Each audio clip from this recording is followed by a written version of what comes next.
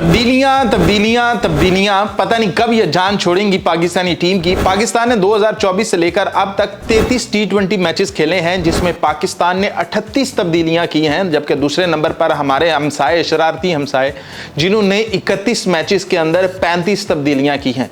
पाकिस्तान ने सबसे ज्यादा तब्दीलियां की हैं अपनी ओपनिंग पोजीशंस के अंदर। पाकिस्तान ने इन 33 मैचेस के अंदर 10 जोड़ियां बदली हैं कि भैया कोई जोड़ी तो हमारे काम आ जाए, कोई तो पाकिस्तान के काम आ जाए और कोई तो पाकिस्तान को वो वाला स्टार्ट जो चाहिए होता है वो दे दे। सबसे पहले आपको बताते हैं इन जोड़ियों में हिस्सा किस किसने लिया। तो जी पाकिस्तान की ओपनिंग पोजीशन में साइम अयूब खेला है, मोहम्मद रिजवान खेला है, बाबर आजम खेला है, फखर जमान खेला है, साहिबजादा फरहान खेला है, मोहम्मद हारिस खेला है, उमैर बिन यूसुफ खेला है, हसन नवाज खेला है, लेकिन कोई भी चला नहीं है। अगर आपको इन जोड़ियों का बताएं तो जी सबसे ज्यादा रिजवान और साइम की जोड़ी को मौका मिला है, यानी कि इनको 33 में से 11 मैचेस में मौका मिला है एज ए ओपनर, जबकि इन्होंने स्कोर बनाए हैं 11 मैचेस के अंदर मिलाकर 157 स्कोर। इस जोड़ी ने 157 स्कोर बनाए, जो कि एवरेज बनती है तकरीबन 14 की। जबकि दूसरे नंबर पर जो जोड़ी है वो बाबर और रिजवान की जोड़ी है, जिन्होंने 5 मैचेस के अंदर एज ए ओपन किया है और स्कोर बनाए हैं 122, जबकि एवरेज है 24 की, और यही पाकिस्तान की ओपनिंग जोड़ियों में सबसे ज्यादा की एवरेज है।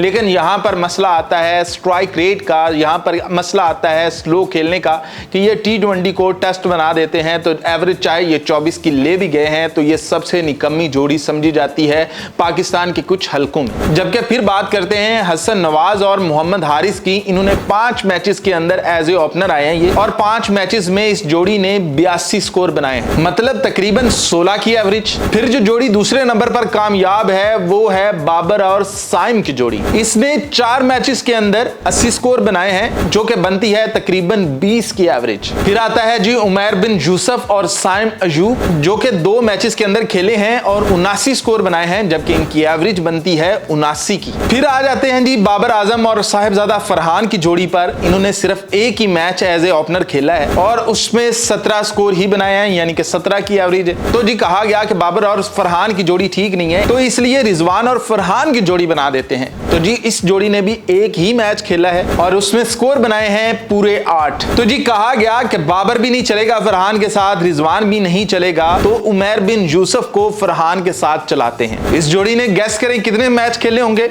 एक ही। स्कोर कितने बनाए हैं? 4, यानी कि 4 की एवरेज है। और फिर एक मैच के अंदर हसीबुल्लाह खान और रिजवान को भी जोड़ीदार बनाया गया है एक ही मैच के अंदर, लेकिन वो जोड़ी 0 पर ही टूट गई, इसलिए 0 की एवरेज है। फखर जमान और साइम अयूब भी एक ही मैच के अंदर जोड़ीदार बने हैं, कल दूसरे मैच के अंदर बने थे, लेकिन 0 ही इनकी भी एवरेज आ रही है। तो ये है जी पाकिस्तान की ओपनिंग जोड़ियां। हमने किसी को 1 मैच दिया है, किसी को 2 दिए हैं, किसी को 4 दिए हैं। सबसे ज्यादा जो दिए हैं वो रिजवान और साइम को दिए हैं, 11 मैचेस दिए हैं। दूसरे नंबर पर बाबर की जोड़ी आती है और रिजवान की जोड़ी आती है। अब जो भी करें, हम ये नहीं कहते कि फलाने को ही दें, फलाने को ही जोड़ीदार बनाएं। जिसको भी बनाना है तय कर लें, कम से कम 15 मैचेस उसे दे दें।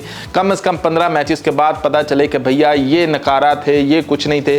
क्योंकि एक मैच के अंदर, 2 मैच के अंदर आप इतनी तब्दीलियां कर देते हो। आप 33 मैचेस के अंदर 38 तब्दीलियां, 38 बंदे बदल दिए हैं आपने। और सबसे कम जिस टीम ने बदले हैं वो बांग्लादेश है, जिसने 28 मैचेस के अंदर सिर्फ 22 बंदे बदले हैं। तो इसलिए वो थोड़ा सा रिवाइव भी कर गए कि उनकी T20 टीम को थोड़ा सा बंदा समझने लग गए हैं कि भी थोड़ी सी खतरनाक टीम है।